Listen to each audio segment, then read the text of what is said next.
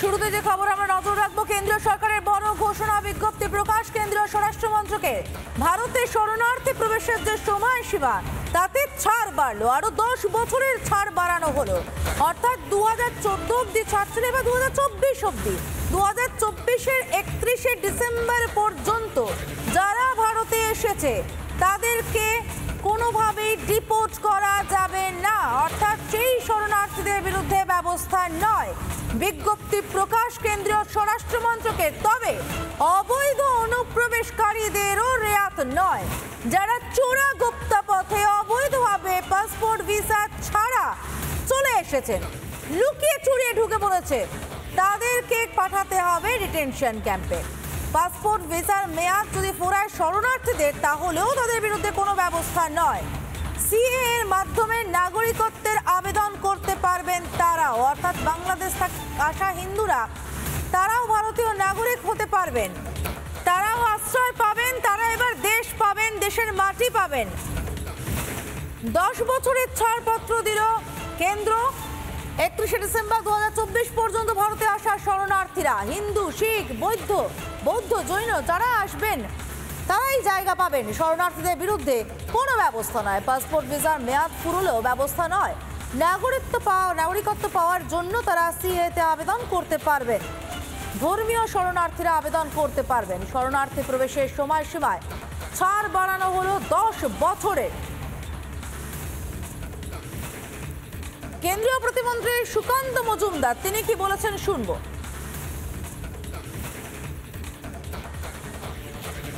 Memo বেরিয়েছে, আপনারা হয়তো গভর্নমেন্ট অর্ডারটা দেখেছেন কিনা আমি জানি না। এই গেজেট নোটিফিকেশন আমি আপনাদের সামনে নিয়ে এসেছি।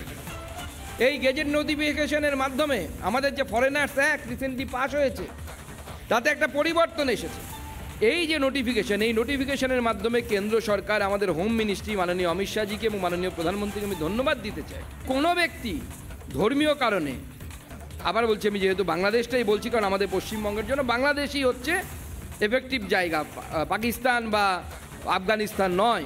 কিন্তু এই সমস্ত জায়গা থেকে যদি কোনো বাঙালি হিন্দু বাংলাদেশ থেকে 31শে ডিসেম্বর 2024 সালের মধ্যে ঢুকে থাকে, তাদেরকে ডিপোর্ট করা যাবে না।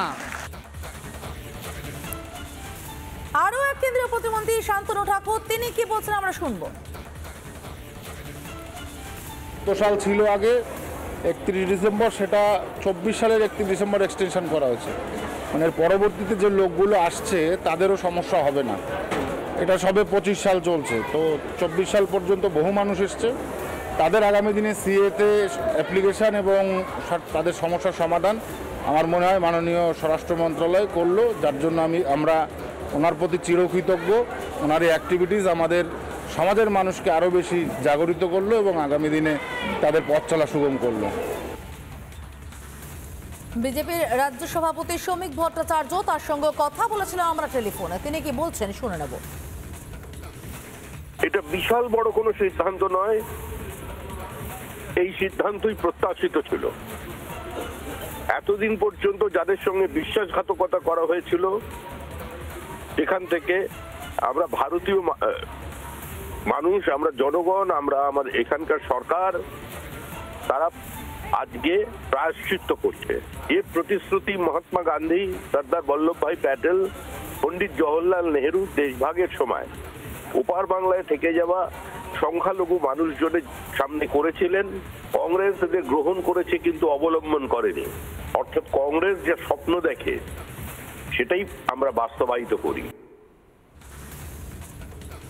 আরো একবার আপনাদের জানিয়ে রাখতে চাইবো, ভারতের শরণার্থী প্রবেশের সময়সীমা তাতে 10 বছরের ছাড় বাড়ানো হলো। বিজেপি বিধায়ক শঙ্কর ঘোষ এবং জ্যোতির্ময় সিং মাহাতো তারা কি বলছেন আমরা শুনে নেব। বিশেষত আমাদের রাজ্যে শাসক দল তৃণমূল কংগ্রেস অনুপ্রবেশকারীদের বন্ধু হিসেবে কিভাবে শরণার্থী বা উদ্বাস্তু হিন্দুদের মধ্যে বিভ্রান্তি তৈরি করা যায় ভারতীয় জনতা পার্টি বা তার সরকারের বিরুদ্ধে, তার চেষ্টার সমুচিত জবাব দেওয়া শুধু নয়, যে পদ্ধতিতে ভারতবর্ষের কেন্দ্রের সরকার এই উদ্বাস্তু শরণার্থীদের ভারতবর্ষে তাদের নিশ্চিত নাগরিকত্বের অধিকারকে দেওয়ার যে পদ্ধতি তৈরি করেছেন তা বিশ্বের আর কোনো দেশ করেনি। যারা বাংলাদেশ এবং পাকিস্তান আর তার সঙ্গে সঙ্গে আফগানিস্তান, যেখানে ধার্মিক কারণে যাদের উপরে অত্যাচার হচ্ছে, যারা ওখানে অল্প সংখ্যক, যারা ভারতবর্ষে শরণ নিতে চায়, যারা শরণার্থী, যারা আমাদের অতিথি হতে চায়, তাদেরকে 2024 31শে ডিসেম্বর পর্যন্ত যারা এসছে সবাইকে নাগরিকত্ব দেওয়া হবে।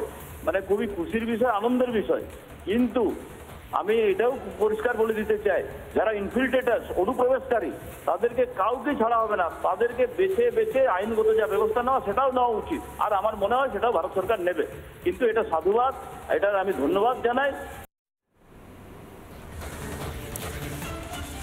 বিজেপির বিধায়কদের বক্তব্য আমরা শুনলাম। আরো একবার আপনাদেরকে জানিয়ে রাখতে চাইবো, সময়সীমা ছাড় দেওয়া হলো ভারতে শরণার্থী প্রবেশের ক্ষেত্রে। বিজেপি নেতা দেবজিৎ সরকার তিনি কি বলেছেন আমরা শুনে নেব।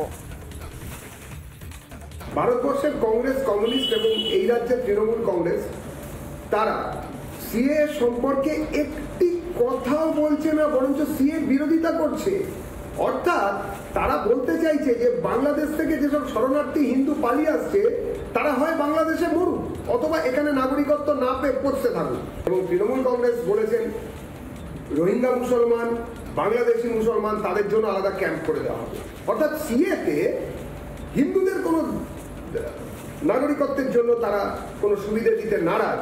আমরা এর বিরোধিতা করছি এবং আমরা স্বাগত জানাচ্ছি, কৃতজ্ঞতা জানাচ্ছি বাঙালি হিন্দু হিসেবে যশস্বী প্রধানমন্ত্রী শ্রী নরেন্দ্র দামোদর দাস মোদী এবং ভারতবর্ষের যিনি স্বরাষ্ট্রমন্ত্রী শ্রী অমিত শাহকে।